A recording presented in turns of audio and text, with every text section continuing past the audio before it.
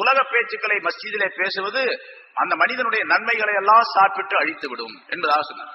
உலக பேச்சுக்களை மஸ்ஜிதில பேசினா எல்லா நன்மைகளையும் அழித்து விடும். ஒரு மிருகம் புல்லை சாப்பிட்டு அழிப்பதை போன்று என்பதாக சொன்னார்.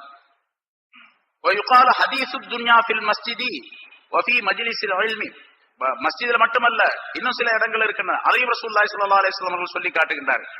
உலக பேச்சுக்களை மஸ்ஜிதிலே பேசுவதும் இல்முடைய மஸ்ஜிதிலே, இல்முடைய மஜ்லிஸிலே, ஒரு இல்முடைய பேச்சு, இல்முடைய இடம் நடந்து கொண்டிருக்கின்றது, இல்முடைய பாடம் நடத்தி கொண்டிருக்கின்றார்கள். அல்லாஹ் தஆலாவுடைய இல்மு சம்பந்தப்பட்ட, குர்ஆன் ஹதீஸ் சம்பந்தப்பட்ட இல்மு அறிவு நடந்து கொண்டிருக்கின்றது. பேச்சு பக்கத்துல உட்கார்ந்து இன்னொருத்தர் பேசிக்கிட்டே இருக்கிறார். உலக பேச்சுக்கள் 2 பேரும் உட்கார்ந்து பேசிக்கிட்டே கிடக்குறாங்க. இப்படி நிறைய நடக்குது. நம்ம பார்க்கணும்.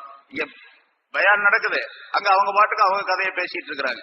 இப்படி வஃபி மஜ்லிஸில் இல்முடைய மஜ்லிஸிலே உலக பேச்சுக்களை பேசுவதும், வஇந்தல் மையித்தி மையித்து கொண்டு போறப்படக்கூடிய மையித்து இருக்கக்கூடிய இடத்திலே உலக பேச்சுக்களை பேசுவதும், மையத்து இருக்கக்கூடிய ஜனாசா கிட்ட, கபரிஸ்தான்ல மையத்து தொழுகை நடக்கக்கூடிய நேரத்துல, மையத்து கொண்டு போகக்கூடிய நேரத்துல ஏதோ உலக பேச்சுக்களை பேசிக்கிட்டே போறாங்க.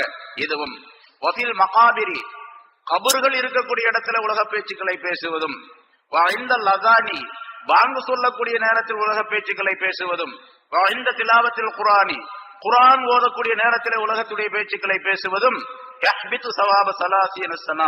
30 வருஷத்துடைய நன்மைகளை அழித்துவிடும் என்பதாகவும் ரசூலுல்லாஹி ஸல்லல்லாஹு அலைஹி வஸல்லம் அவர்கள் சொன்னதாக குறிப்பிடப்படுகின்றது.